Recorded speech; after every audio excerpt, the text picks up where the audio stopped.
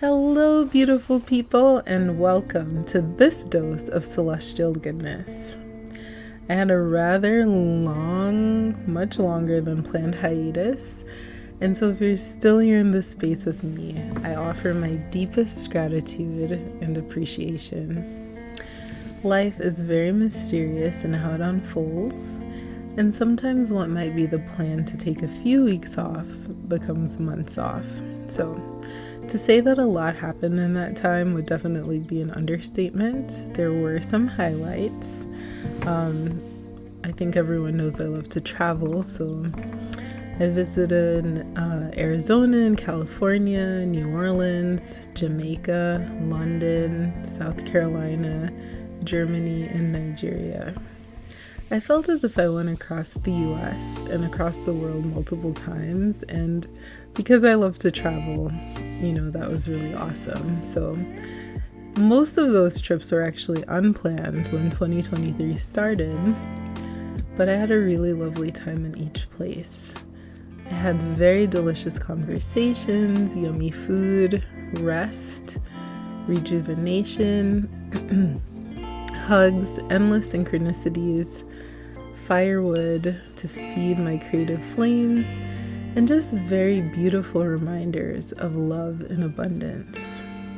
In the case of both Jamaica and Nigeria, it had been over 6 years since I'd been to either country. When I was in New Orleans with my sister, a lady that I met told me that sometimes you have to go back to a place to touch the soil. And I felt that so deeply in my spirit. Returning home to Jamaica was a profound and powerful experience. My cousin Latoya had her first Sacred Souls healing retreat in our home parish of Portland. And I went to help her for the first week, and then for the second week I hung out with family and friends. And I want to give a very big shout out to Mommy, who came down to hang out with me. This was my best trip home to Jamaica. I saw the country through different eyes, and I enjoyed parts of it that I hadn't experienced before. So I'll probably make a video and a post about it separately, but being there really reminded me so deeply of where my family and I were coming from, and yet, where we still can go. Being by the sea and up in the mountains calmed my nervous system and really just recentered my soul. It was a very, very beautiful experience. Going back to Nigeria was a similar experience. I spent time with my Nigerian family. I rested, I ate really good food, I partied a lot, I rested some more, and then I was able to let my creativity unfold. So it was I'd say very healing experience. Lagos is one of my favorite cities in the world, and it's somewhere that my soul feels a very deep resonance to. And I can't explain that beyond a very beautiful quote that I heard, which says, "I was not born in Africa, but Africa was born in me." And I'll also probably do something separate on that trip, so stay tuned for that. So what of this celestial goodness space? Doesn't it feel more than ever like the world is in need of kindness and compassion and empathy and gratitude? Reminders of our interconnectedness and the beauty of life? So yes, I have plans for this space, so this work will continue for sure. Now, this particular dose of celestial goodness, which is long overdue, is inspired by one of my dear friends. I cannot sing the praises of my close friends and family enough, because even as a joy-filled unicorn sprinkle spreading soul, I definitely have those moments where it feels like life is dragging me. And I've really learned not to avoid those moments, but to lean into them because they are very informative. I do know, though, that we can't stay in those moments. Sometimes it is hard to pull ourselves out. Sometimes we need our proverbial community, actually our real community, to help pull us out from the proverbial underworld. So late October 2023, I was definitely feeling out of sorts. I went to dinner with some friends, and a few of us were really feeling in a very similar way. Now, one of our friends was in a remarkable mood, and he just spoke pure life into the rest of us. His excitement and his happiness for life was so contagious.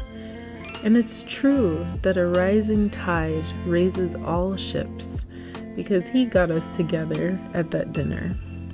And one of the things that he said to me was, I learned some of this from you, celestial goodness. When are you putting out another video? So I had to take my own advice, and come back, because it actually came full circle to even help me. And one of the things that he said to us is that we needed to change our perspective. How amazing is it that we get to live this life and to do all the things that we do?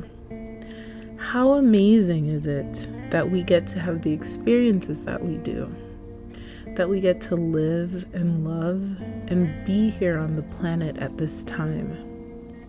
He also mentioned that he'd reclaimed his mornings, incorporating meditation, a gratitude practice, and physical activity. And it reminded me of a quote that I've read pretty often, which says, "In many shamanic societies, if you came to a medicine person complaining of being disheartened, dispirited, or depressed, they would ask one of 4 questions. When did you stop dancing? When did you stop singing? When did you stop being enchanted by stories? When did you stop being comforted by the sweet territory of silence?" My friend also asked us, all of us at the table, what, if anything, were we doing each day that was specifically for us?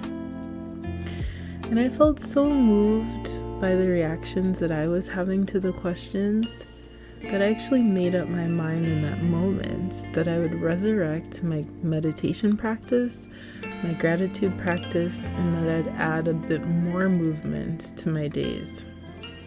So how has this unfolded? 80 plus days later, I have meditated every day, and it is a work in progress. And I have blog posts and videos on meditation if you want more information and more resources. But what I've noticed too is that I feel more centered and calmer. Some days I struggle to quiet my mind, but that was not actually my goal. My goal was to reform this habit and stick to it. And also every day I've been writing a sentence or two in my notes app on my phone of something that I'm grateful for.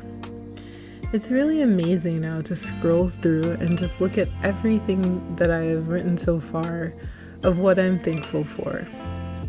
It reminds me that even on the seemingly bad days, that I have a lot more to be thankful for than not. And then with movement, I've actually been seeing a trainer once a week for the past year and a half, and I felt stronger and more confident in myself. And he's helped me to learn new exercises that really keep me interested in my workouts. But I've also reminded myself to dance and to sing. And the primary audience for this are my plants, but they don't complain. So all I have to say is, what are you doing for yourself? How have you been taking care of your physical health, your mental health, your emotional health, your spiritual health? What are 3 things that you just feel immense gratitude for right now? How can you squeeze even 10 minutes into your day just to remind yourself to breathe and just to be? I know that the world feels like it's burning. Most days that's, the overwhelming feeling. But the work that we do internally it echoes very loudly externally. If we want to change the world, we must start with ourselves. We must start in our communities and in the spaces that we inhabit, and we have to let that ripple out across the world. Ultimately, travel always reminds me of this, that we harbor more similarities than differences, and the things that most people in the world are concerned with are the same on a very micro level. Safety, health, relationships, purpose, and so forth. So this is my encouragement to you, paid forward from my friends who are like the angels that walk among us. Can you put your hand over your heart right now? Just take in a deep breath.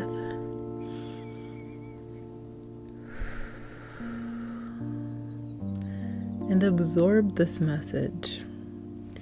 You are needed here. You are love and loved. You are the essence of the divine made manifest. The world is a better place because you're in it. May your smile light up the lives of 10,000 souls.